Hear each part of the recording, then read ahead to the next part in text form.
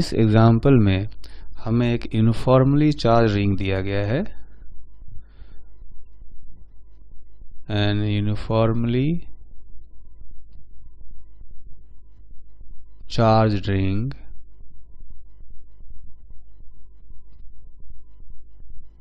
has total charge Q। तो ये जो रिंग है इस पर टोटल चार्ज हमने प्लस Q दिया हुआ है ना। A small point charge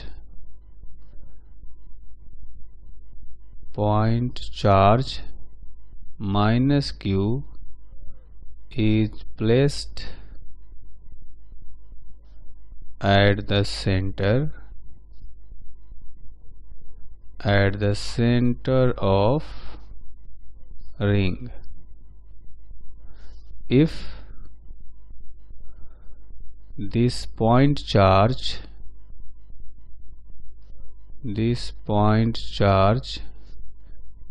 is slightly displaced along the axis of ring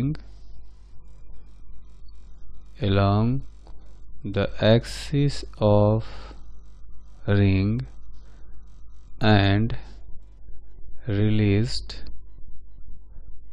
then find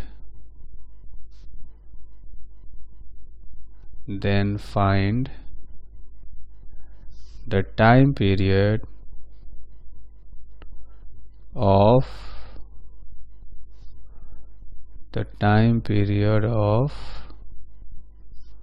small oscillations। तो ये क्या होगा कि जब थोड़ा सा डिस्प्लेस करके इसको रिलीज किया जाएगा तो ये जो पार्टिकल है, जो पॉइंट चार्ज है, वो सिंपल हार्मोनिक मोशन करेगा, है ना। ये जो रिंग है इसका रेडियस है r और इसको एक्सिस के अलोंग जो है थोड़ा सा डिस्प्लेस करके छोड़ दिया गया है। तो मान लेते हैं कि इसी इंस्टेंट पर ये जो पॉइंट चार्ज है माइनस Q ये सेंटर से x डिस्टेंस पर है। तो इस पर जो रिस्टोरिंग फोर्स लगेगा, restoring force on the point charge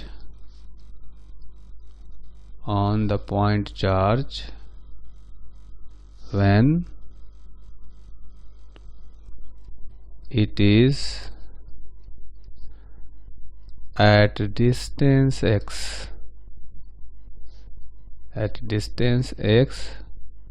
from center। अब सेंटर क्या है, यहाँ पर इक्विलिब्रियम पोजीशन भी है ना। सेंटर पर पता है रिंग के कारण से इलेक्ट्रिक फील्ड 0 होता है, तो वहाँ पर अगर ये चार्ज रहेगा तो उस पर नेट फोर्स 0 होगा और इसलिए वो इक्विलिब्रियम में है।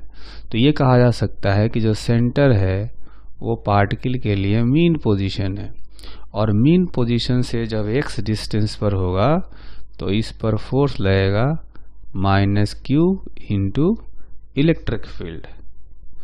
तो माइनस Q इंटू जो इलेक्ट्रिक फील्ड होगा वो अभी हमने कैलकुलेट किया था, ये होता है KQX divided by R² plus x² power 3/2, है ना। लेकिन अगर इसमें हम लोग एक अप्रोक्सीमेशन लगाएं, जो कि थोड़ा देर पहले हमने अप्लाई भी किया था, कि x बहुत छोटा हो r से, उस केस में क्या करते थे, इस x को जो डिनोमिनेटर में है इसको हमने नेग्लेक्ट कर दिया था, है ना। तो यहाँ से ये जो x² है इसको हम लोग नेग्लेक्ट कर देते हैं, तो ये हो जाएगा minus KQQ into x divided by R³। ठीक, तो ये आया रिस्टोरिंग फोर्स। और हमें पता है कि सिंपल हार्मोनिक मोशन में जो रिस्टोरिंग फोर्स होता है वो होता है minus m omega square x. So m omega square is equal to k q divided by r cube. इसका मतलब हुआ कि जो ओमेगा है उसका वैल्यू आएगा k q by m r cube का रूट. सो टाइम पीरियड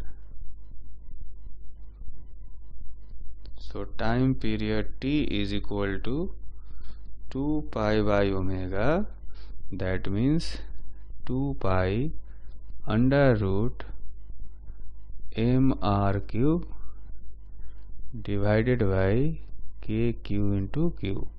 तो यहाँ से उस पार्टिकल का SHM का टाइम पीरियड निकल जाएगा. तो सर्कुलर रिंग के कारण से इलेक्ट्रिक फील्ड निकालने के बाद हम लोग एक सर्कुलर डिस्क जो होता है उसके एक्सिस पर इलेक्ट्रिक फील्ड कैलकुलेट करेंगे. Electric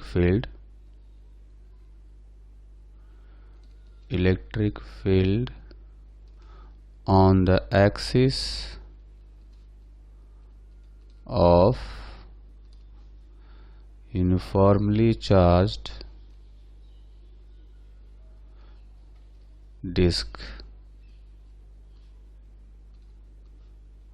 of radius r. तो ये जो डिस्क लिया हमने, देखेंगे डिस्क का सेंटर यहाँ पर है, इसका रेडियस मान लेते हैं r है और इसके सेंटर से x डिस्टेंस पर एक्सिस पर एक पॉइंट है. इस पॉइंट पर हमें इलेक्ट्रिक फील्ड कैलकुलेट करना है. ठीक है, तो उसके लिए हम लोग क्या करेंगे, एक एलिमेंट्री रिंग कंसीडर करते हैं ना, स्मॉल r रेडियस का और dr थिकनेस का एक एलिमेंट्री रिंग कंसीडर करते हैं, है ना. ये हो गया एक रिंग.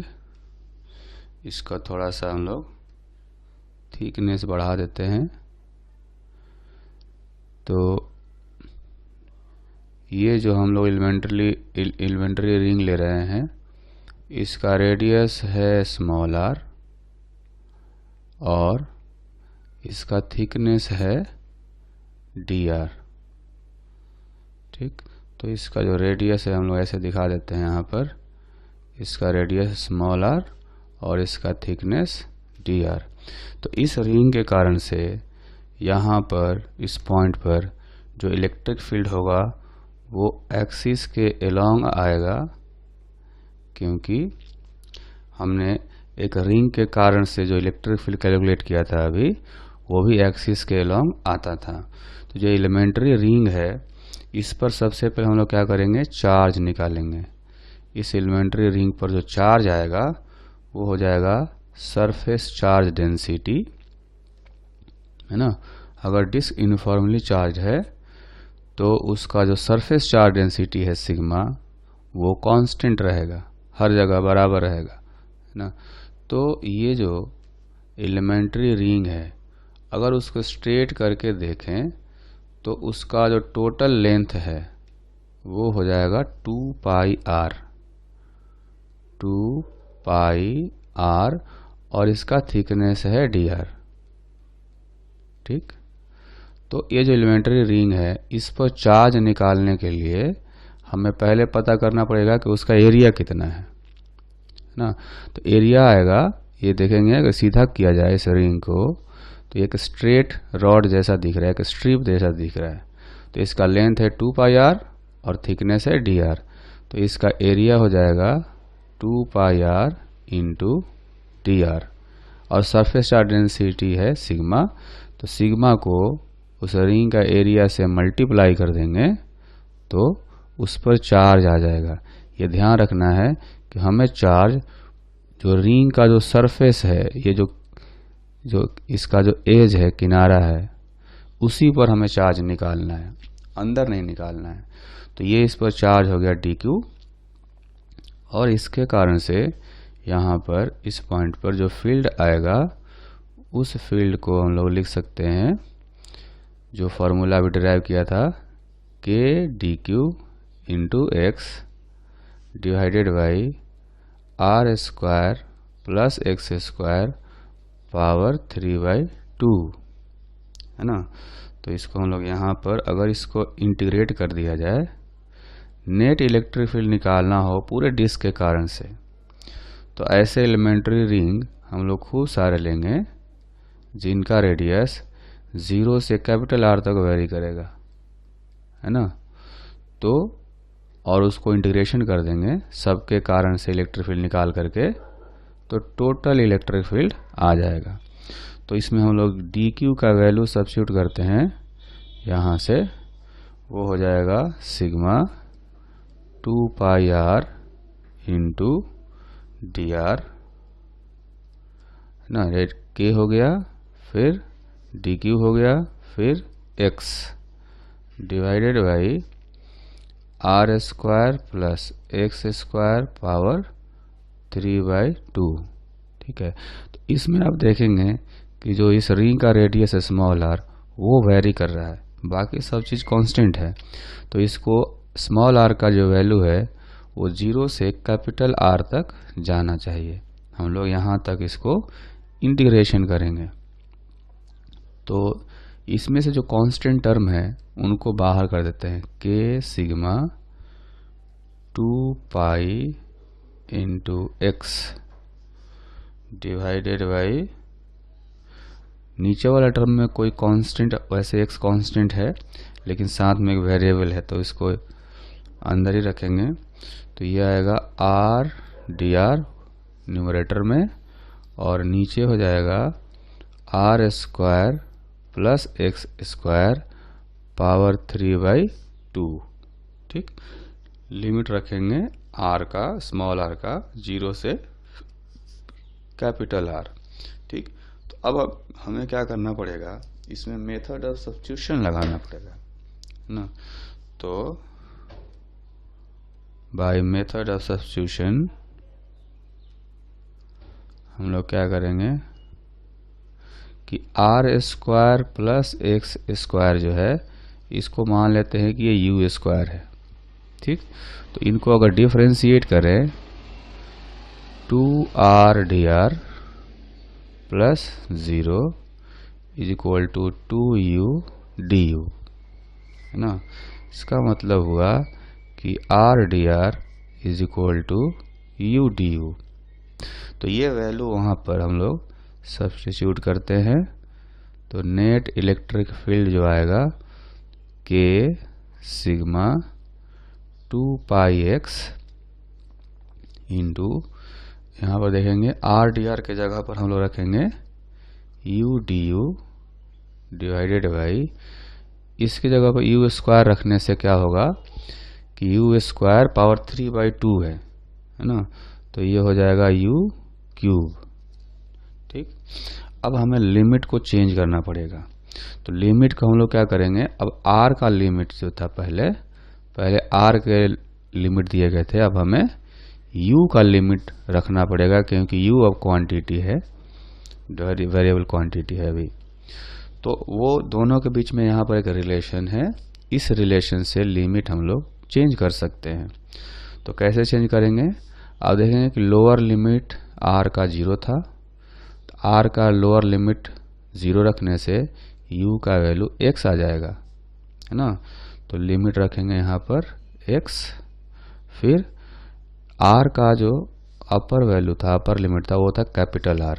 तो यहाँ पर अगर कैपिटल R रखें तो u का वैल्यू आ जाएगा r square plus x square का रूट, है ना।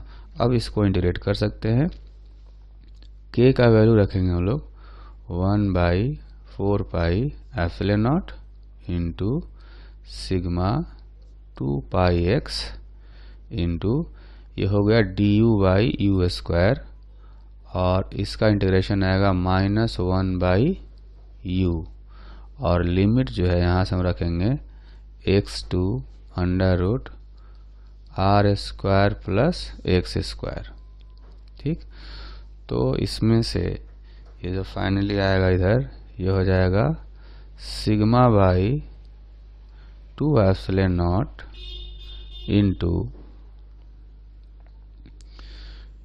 इंटू ये हो जाएगा 1 माइनस अंडर रूट, ये हो जाएगा x divided by under root r square plus x square, है ना। तो ये नेट इलेक्ट्रिक फील्ड आ गया एक डिस्क के कारण से, और ये जो भी इलेक्ट्रिक फील्ड आया है उसका डायरेक्शन होता है किधर, along the axis of disk, along axis of disk। Disk के कारण से इलेक्ट्रिक फील्ड जो आया है, अब उसका यूज़ हम लोग करेंगे किसी इनफाइनाइट लेयर के कारण से इलेक्ट्रिक फील्ड कैलकुलेट करने में, ना। तो अभी हम लोग कैलकुलेट करने वाले हैं electric field due to infinite layer of charge, infinite layer of charge. ठीक है, तो डिस्क का जो इलेक्ट्रिक फील्ड हमने निकाला था वो आया था due to disk E net is equal to sigma by 2 epsilon naught into 1 minus x divided by r square plus x square, है ना। ये डिस्क के कारण से आया था। ठीक, अगर डिस्क का रेडियस इनफाइनाइट कर दिया जाए, if r tends to infinity, then disk will behave as infinite layer of charge। So electric field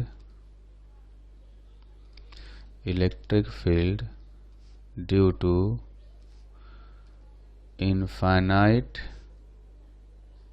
layer of charge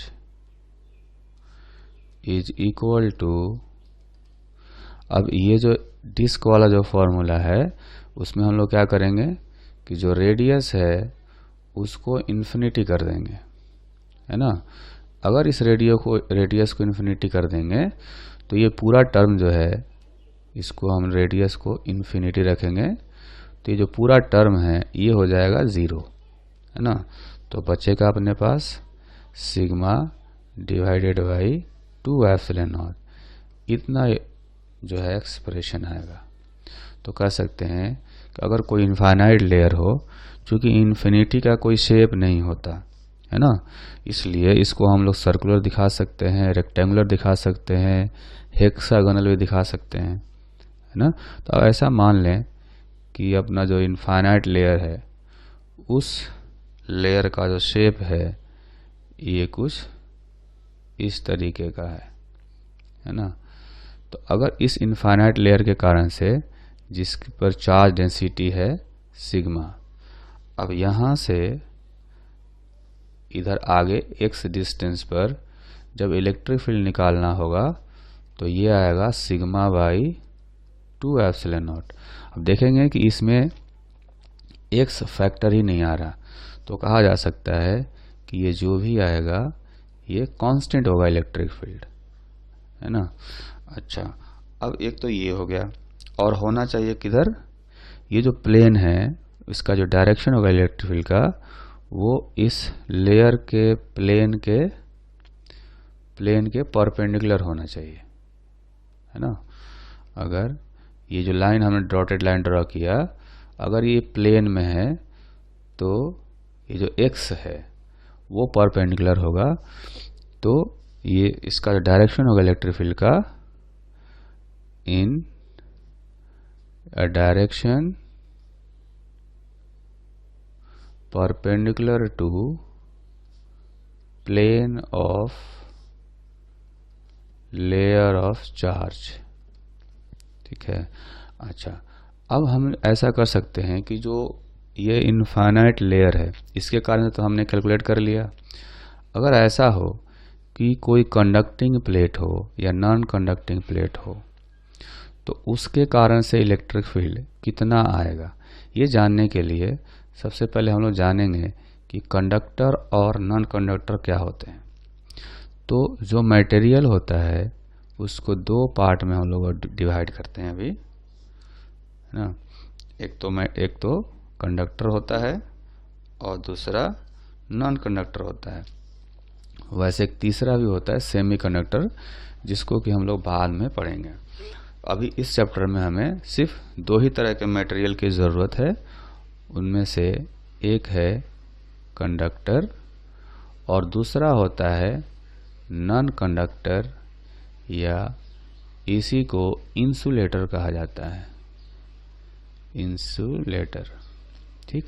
तो कंडक्टर में क्या होता है कि कुछ फ्री इलेक्ट्रॉन्स होते हैं जो कि ट्रैवल कर सकते हैं उस कंडक्टर के अंदर कहीं भी।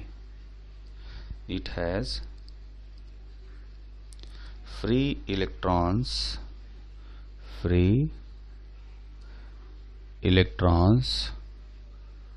which can move inside conductor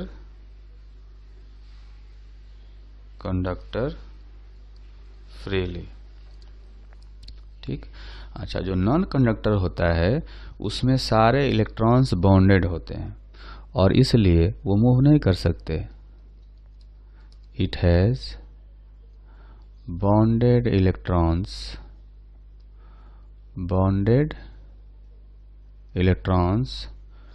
which cannot move inside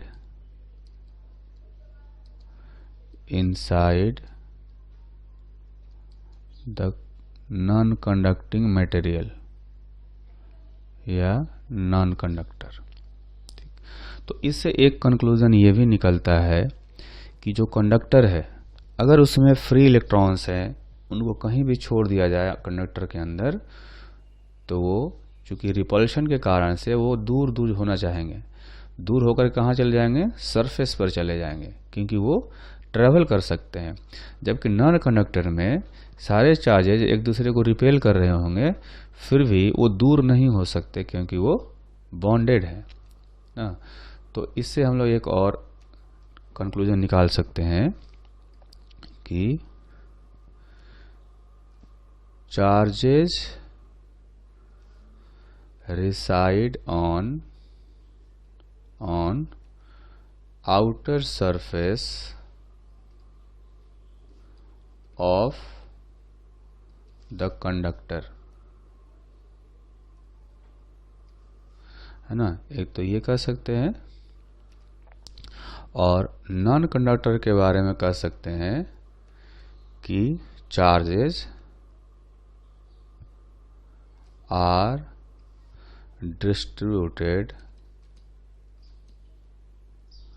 distributed in complete volume or whole volume of non-conducting material, है ना। तो अगर इसको एक फिगर से हम समझें तो इसमें जैसे ये अगर कंडक्टर हो गया, इसमें हम लोग कोई भी चार्ज देंगे तो चार्ज देंगे, अगर मान लेते हैं कि पॉजिटिव चार्ज है तो सारा चार्ज इसके सरफेस पर आ जाएगा इस तरह से। क्योंकि अगर इनको कंडक्टर के अंदर छोड़ा जाए तो ये रिपेल करके ज़्यादा से ज़्यादा दूर जाना चाहते हैं। वो दूर तभी हो सकते हैं जब सरफेस पर पहुंच जाए, है ना। तो कंडक्टर के बीच में जो चार्ज होते हैं जीरो चार्ज होता है, न्यूट्रल होता है अंदर बीच में, लेकिन किनारे किनारे चार्जेज आ जाते हैं, ठीक। लेकिन जब हम आएंगे नॉन कंडक्टर के बारे में, तो नॉन कंडक्टर में अगर ये मान लेते हैं कि ये नॉन कंडक्टिंग मटेरियल है, तो इसके अंदर अगर पॉजिटिव चार्जेज हैं तो ये पॉजिटिव चार्जेज पूरे वॉल्यूम में ही होंगे, है ना। ये सिर्फ सरफेस पर नहीं होंगे, ये पूरे वॉल्यूम में डिस्ट्रीब्यूटेड होते हैं। तो ये हमें ध्यान रखना है, ठीक। अब आते हैं वापस हम लोग कि जो कंडक्टिंग प्लेट हो या नॉन कंडक्टिंग प्लेट हो तो क्या होगा। So for conducting plate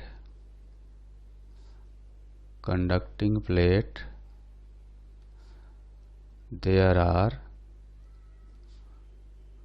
two layers of charges on two outer surfaces, है ना। अगर हम लोग बात करें कंडक्टिंग प्लेट की, ये जो हम लोग देख रहे हैं कंडक्टिंग प्लेट के बारे में बात कर रहे हैं, तो कंडक्टिंग प्लेट में अगर हम लोग एक प्लेट बनाएं, ये कंडक्टिंग प्लेट हो गया, तो इस कंडक्टिंग प्लेट पर जो चार्जेज होंगे वो दो आउटर सरफेस पर होंगे, ठीक है। इनको हम लोग मान रहे हैं कि इनफाइनाइट प्लेट है, तो चार्ज का जो लेयर होगा वो दोनों आउटर सरफेस पर चला जाएगा। एक लेयर तो इस सरफेस पर हो गया और दूसरा लेयर इस सरफेस पर हो गया, है ना। तो इसमें क्या होगा, वैसे यहाँ भी होना चाहिए चार्ज, लेकिन चूंकि हम मान रहे हैं कि ये इनफाइनाइट कंडक्टिंग प्लेट है तो उसको हम उधर वाले को नेगलेक्ट कर रहे हैं, तो दो यहाँ पर लेयर बन गए, ठीक। अगर हम ऐसा करें कि इस पर Q चार्ज दे देते हैं, अगर इस पर Q चार्ज दिया जाए, टोटल अगर Q चार्ज हो तो दोनों लेयर जो है वो आधे आधे हो जाएंगे, इधर हो जाएगा Q/2 और इधर भी हो जाएगा Q/2, ठीक। अगर मान लेते हैं प्लेट पर सिग्मा जो है, ठीक, तो यहाँ पर एक चार्ज डेंसिटी होगी सिग्मा, जिसको लिखा जा सकता है Q/2a, और इस लेयर का जो चार्ज डेंसिटी होगा उसको भी सिमेट्री से लिख सकते हैं Q/2 × 2a, है ना। अब इस कंडक्टर के कारण से हमें यहाँ पर फील्ड निकालना है, तो फील्ड निकालना है तो देखेंगे कि अब दो इनफाइनाइट लेयर है। हमने एक लेयर के कारण से निकाला था σ/2 ε0 आता है, तो दो लेयर के कारण से इधर जो आएगा फील्ड, ये आएगा σ/2 ε0 प्लस σ/2 ε0, यानी ये कुल हो जाएगा σ/2 ε0। सिग्मा का वैल्यू जो है दोनों लेयर में Q/2a है, ठीक। अच्छा, तो अब यहाँ पर सिग्मा का वैल्यू अगर रख दिया जाए तो आएगा सिग्मा का वैल्यू रखेंगे Q/2a, तो ये जो है Q/2a हो गया ये, है ना। ये वाली जो वैल्यू है हम देखेंगे, ये आएगा σ/ε0, σ/2 ε0 जो है इसकी वैल्यू आ जाएगी σ/4a ε0, ठीक। तो हमें तो निकालना है कितना, नेट इलेक्ट्रिक फील्ड निकालना है, तो हमें निकालना पड़ेगा σ/ε0 का वैल्यू, σ/ε0 का वैल्यू जो इस वैल्यू का डबल हो जाएगा, यानी कि Q/2a एप्सिलॉन नॉट। तो कह सकते हैं कि एक कंडक्टर के कारण से जो इलेक्ट्रिक फील्ड आएगा वो इतना आएगा, है ना, जबकि इसमें दो लेयर हैं, एक लेयर इधर भी है और एक लेयर इधर भी है। अच्छा, ये तो हो गया कंडक्टिंग प्लेट के कारण से। वैसे ही अगर हम बात करें फॉर नॉन कंडक्टिंग प्लेट,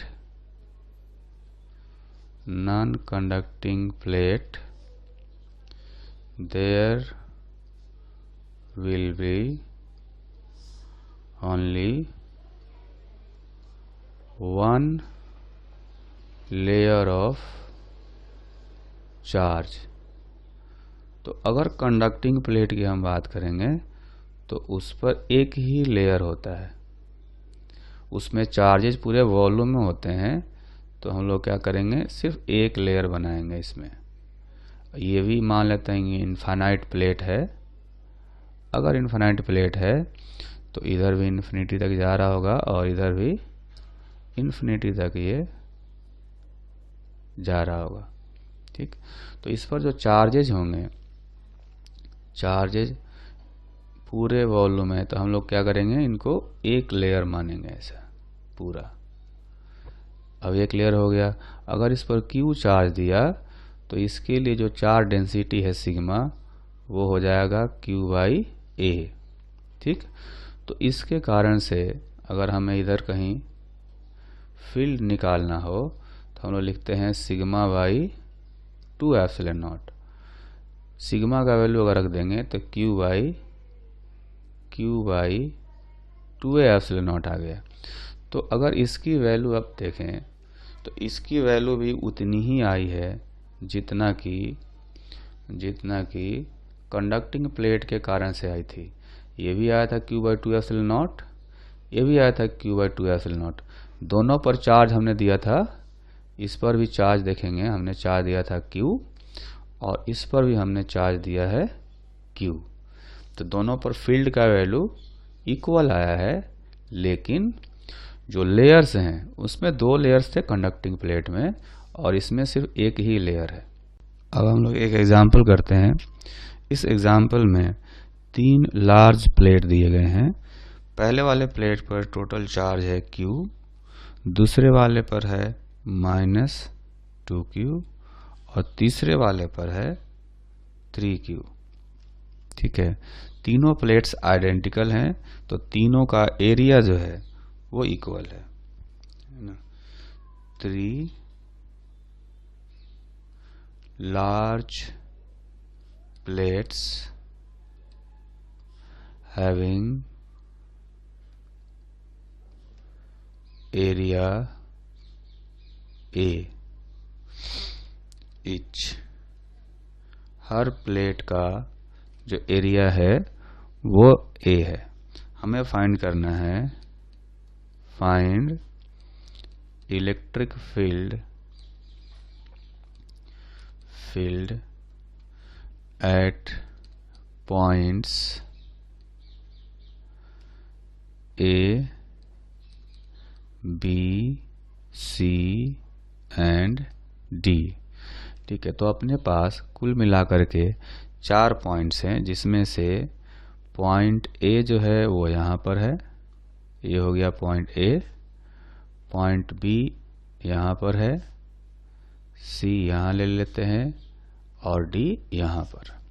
ठीक है, तो हम लोग एक एक करके हर पॉइंट्स पर इलेक्ट्रिक फील्ड निकालते हैं। तो पहले हम लोग निकालेंगे एट पॉइंट A। तो पॉइंट A पर इलेक्ट्रिक फील्ड निकालना हो, इसको हम लोग कह देते हैं कि ये है EA। ठीक, तो अब यहाँ पर क्या करना पड़ेगा कि जो 3 प्लेट है, तीनों के कारण से इलेक्ट्रिक फील्ड निकाल करके उसका वेक्टर सम लेंगे। ठीक है, तो हम लोग ऐसा करते हैं कि एक डायरेक्शन सिलेक्ट करते हैं, इस डायरेक्शन को पॉजिटिव लेंगे और उसका जो उल्टा डायरेक्शन होगा, इधर अगर कोई इलेक्ट्रिक फील्ड आएगा तो उसको निगेटिव में लिखेंगे। ठीक, तो देखेंगे जो पहला वाला प्लेट है इस पर पॉजिटिव चार्ज है, तो ये यहाँ पर इलेक्ट्रिक फील्ड क्रिएट करेगा इधर, है ना।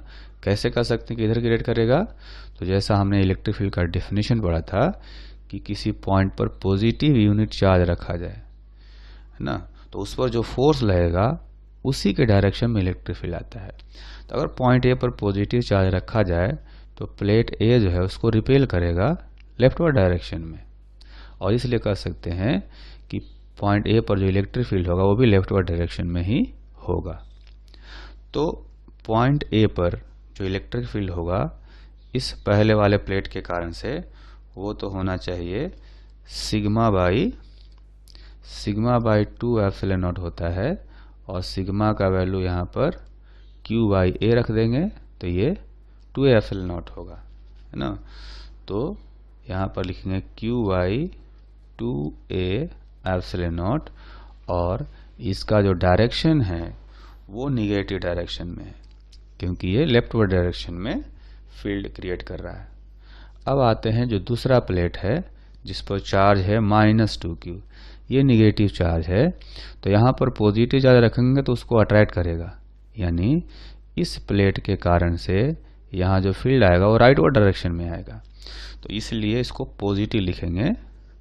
जो राइटवर्ड डायरेक्शन में फील्ड आया उसको हम लोग पॉजिटिव लिखेंगे, और वैल्यू कितनी रखेंगे, वैल्यू इसकी रखेंगे हम लोग चार्ज 2q लेंगे by 2a epsilon not.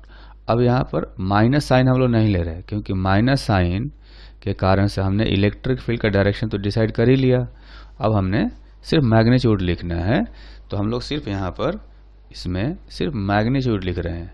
Direction तो हमने पहले ही लिख लिया कि ये पॉजिटिव डायरेक्शन में इलेक्ट्रिक फील्ड क्रिएट करेगा, ठीक। अच्छा, अब आते हैं तीसरे प्लेट के कारण से। तो जो तीसरा प्लेट है ये भी पॉजिटिव चार्ज है, इस पर भी पॉजिटिव चार्ज है, तो ये यहाँ पर इलेक्ट्रिक फील्ड क्रिएट करेगा लेफ्टवर्ड डायरेक्शन में, और इसलिए उसको भी निगेटिव लिखेंगे माइनस, इस पर जो चार्ज है वो है 3q, तो charge divided by 2a epsilon naught, है ना। तो कुल मिला करके अगर इनको ऐड किया जाए तो आप देखेंगे कि ये हो जाएगा -2q divided by 2a epsilon naught, यानी ये भी कहा जा सकता है -q by epsilon naught into a। तो पॉइंट ए पर इलेक्ट्रिक फील्ड का जो वैल्यू है वो आया निगेटिव डायरेक्शन में, और q by epsilon naught a आ गया, ठीक। अच्छा, अब आते हैं जो दूसरा पॉइंट है पॉइंट b, इस पॉइंट पर। तो पॉइंट b पर जब हम कैलकुलेट करेंगे at point b electric field at point b is equal to, तो फिर से तीनों प्लेट के कारण से कैलकुलेट करेंगे। तो जो लेफ्ट वाला प्लेट है इस पर पॉजिटिव चार्ज है, तो ये क्या करेगा, यहाँ पर अगर पॉजिटिव चार्ज रखा जाए तो उसको इधर की तरफ रिपेल करेगा, यानी पहले वाले प्लेट के कारण से यहाँ जो फील्ड आएगा वो राइटवर्ड डायरेक्शन में आएगा। तो राइटवर्ड डायरेक्शन में आएगा तो पॉजिटिव लिखेंगे, तो लिखेंगे प्लस, और इस पर चार्ज कितना है q, तो q by 2a epsilon not magnitude, q by 2a epsilon not magnitude, ठीक।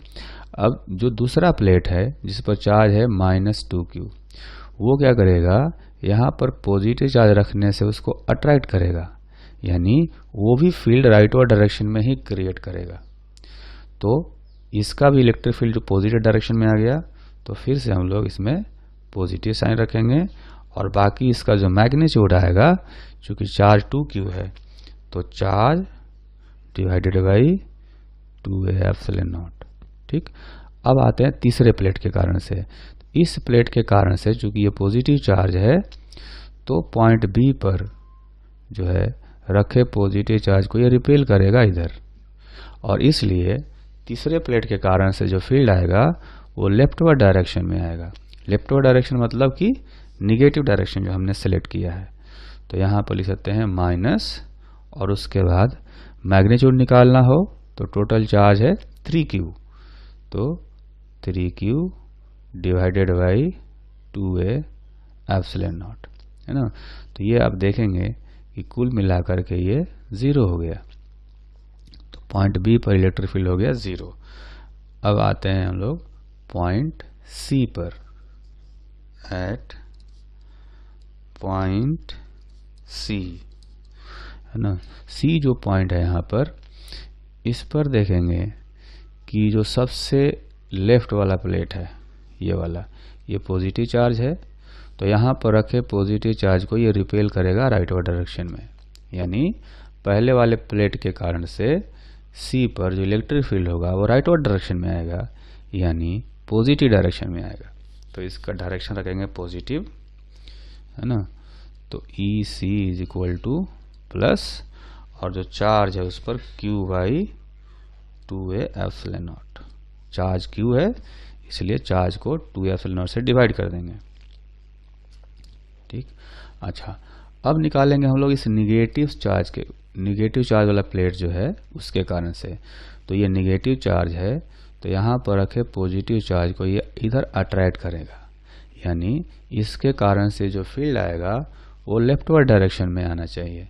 लेफ्टवर्ड डायरेक्शन निगेटिव है हमारे लिए, तो यहाँ पर रखेंगे माइनस, और मैग्नीट्यूड कैसे रखेंगे, total charge 2q by 2 epsilon not. तो ये हो गया लेफ्ट वाले दो प्लेट के कारण से। अब ये जो है तीसरा प्लेट के कारण से यहाँ देखेंगे, तो चूंकि तीसरे प्लेट पर पॉजिटिव चार्ज है, तो यहाँ पर रखे पॉजिटिव चार्ज को ये रिपेल करेगा इधर, यानी तीसरे प्लेट के कारण से सी पर जो फील्ड आएगा वो आएगा लेफ्टवर्ड डायरेक्शन में, जो कि निगेटिव डायरेक्शन है। तो यहाँ पर लिखेंगे माइनस, और मैग्नीट्यूड लिखना हो तो total charge 3q by 2 epsilon naught, 3q divided by 2a epsilon naught, है ना। तो ये देखेंगे ये आ गया minus 4q by 2a epsilon naught, यानी minus 2q by epsilon naught a। ये हो गया EC, ठीक। तो B पर इलेक्ट्रिक फील्ड आ गया 0, है ना। B पर इलेक्ट्रिक फील्ड आ गया 0, और C पर आ गया लेफ्टवर्ड डायरेक्शन में minus 2q by epsilon naught a। और एक आखिरी पॉइंट जो है पॉइंट D, वहाँ पर निकालेंगे एट पॉइंट D। तो D पर देखेंगे कि जो सबसे लेफ्ट में प्लेट है Q, वो यहाँ पर रखे हुए पॉजिटिव चार्ज को रिपेल करेगा इधर, ठीक है। तो रिपेल करेगा यानी उसके कारण से जो फील्ड आएगा यहाँ पर वो राइटवर्ड डायरेक्शन में आना चाहिए, जो कि पॉजिटिव डायरेक्शन है।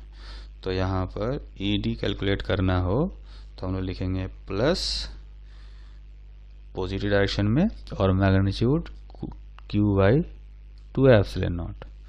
अच्छा, इसके बाद जो दूसरा प्लेट है निगेटिव वाला, वो यहाँ पर रखे पॉजिटिव चार्ज को अट्रैक्ट करेगा इधर की तरफ, इसलिए उसका जो फील्ड है यहाँ पर वो निगेटिव डायरेक्शन में आएगा, लेफ्टवर्ड डायरेक्शन में। तो लिखेंगे माइनस, और मैग्नीट्यूड लिखेंगे 2q by 2a epsilon not, ठीक। तीसरा प्लेट जो है जिस पर पॉजिटिव चार्ज है, ये यहाँ पर रखे पॉजिटिव चार्ज को रिपेल करेगा इधर राइटवर्ड डायरेक्शन में, और राइटवर्ड डायरेक्शन पॉजिटिव डायरेक्शन है, तो लिखेंगे प्लस, और फिर मैग्नीट्यूड लिखना हो तो total charge 3q by 2 epsilon not. तो ये जो है ये कुल मिला करके आ गया 2q by 2a epsilon naught, यानी कि q by epsilon naught a, है ना। ये वैल्यू आ गया यहाँ पर। तो इस तरह से कोई भी प्लेट हो उसके कारण से इलेक्ट्रिक फील्ड जो है हम लोग इस तरह से कैलकुलेट कर सकते हैं।